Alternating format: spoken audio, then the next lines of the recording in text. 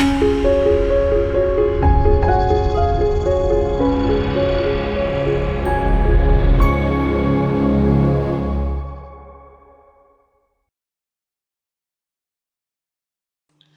మాత్రం. నేను మీ journalist Navata. Welcome to our voice.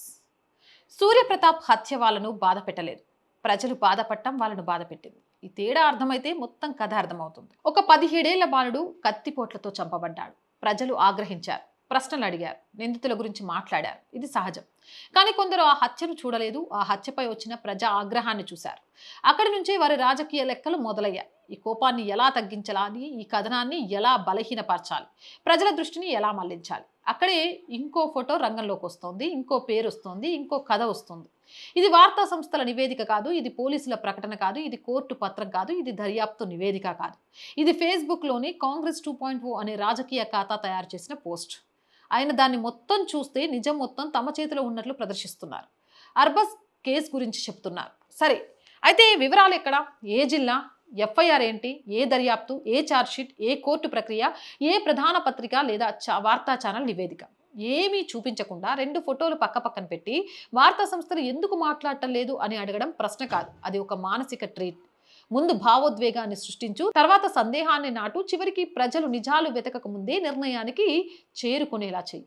ఒక సాధారణ మనిషి శవాన్ని చూసి ఇది ఎవరు చేశారు అని అడుగుతారు. ఇది ప్రాపగండా శవాన్ని చూసి దీన్ని ఎలా బలహీనపరచాలి అని ఆలోచిస్తారు. ఇదే తేడా. ఒకడు నేరాన్ని చూస్తాడు, ఇంకోడు అవకాశాన్ని చూస్తాడు. అందుకే ఇలాంటి పోస్టుల్లో బాధ ఉండదు, కోపం ఉండదు, వేదన ఉండదు, కేవలం లెక్కలు మాత్రమే ఉంటాయి. ఎంత ఆగ్రహం వచ్చింది, ఎలా తగ్గించాలి, ఏ కథను మధ్యలో పెట్టాలి, ఎలా దృష్టి మళ్లించాలి, ఎలా సృష్టించాలి, ఒక హత్య జరిగిందా లేదా. వెంటనే వాళ్ళు న్యాయం గురించి ఆలోచించరు, లెక్కలు వేస్తారు. మన వైపు ఒక శవం ఉందా, వాళ్ళ వైపు ఒక శవం ఉందా, సమీకరణాన్ని మార్చడం ఏం చేయాలి. ఇది అర్బస్కి న్యాయం కోసం చేసిన పోరాటంలా కూడా కనిపించడం లేదు. నిజంగా న్యాయం కావాలనుకునే వ్యక్తి కేసు వెంబడిస్తాడు, సాక్ష్యాలు బయట పెడతాడు, దర్యాప్తు కోరతాడు. కానీ ఇక్కడ లక్ష్యం వేరేది. సూర్యప్రతాప్ హత్యపై వచ్చిన ప్రజా ఆగ్రహాన్ని విభజించడం, ఒక బాధితుడి గురించి మాట్లాడుతున్న ప్రజల మధ్యలో ఇంకో కథను విసిరేయడం, ఒక మరణాన్ని ఇంకో మరణంతో బ్యాలెన్స్ చేసే రాజకీయ గణితం. ఇది మరి దాని సంగతి ఏంటి అనే ఎదురుదాడి కాదు, ఇది శవాల రాజకీయ వ్యాపారం. ఒక కుటుంబం జీవితాంతం మోసే విషాదాన్ని తీసుకొని దాన్ని ఒక బొమ్మగా, పోస్టర్గా మార్చేయడం. ఒక మనిషి మరణాన్ని తీసుకొని దాన్ని రాజకీయ వాదనలో ఒక సాధనంగా వాడేయడం. చనిపోయిన వాళ్ళను కూడా ప్రశాంతంగా వదలని స్థాయికి దిగజారిపోయిన రాజకీయ సంస్కృతి ఇది. వాళ్ళకు సూర్యప్రతాప్ మీద ప్రేమ లేదు, అర్బాజ్ మీద కూడా ప్రేమ లేదు. వాళ్ళకు ప్రేమ ఉన్నది తమ ఎజెండా, తమ కథనం మీద మాత్రమే. బతికున్న మనుషులు వారికి కనిపించరు, చనిపోయిన మనుషులు మాత్రమే కనిపిస్తారు. ఎందుకంటే శవాలు ప్రశ్నలు అడగవు, వాటి మీద ఏ కథ రావాలంటే ఆ కథ రాసుకోవచ్చు. వాళ్ళు ప్రపంచంలో బాధితులు ఉండరు, ఉపయోగపడే బాధితులు, ఉపయోగపడని బాధితులు మాత్రమే ఉంటారు. అందుకే ఒక మరణం కూడా వాళ్ళకు విషాదం కాదు, ఒక రాజకీయ వనరు.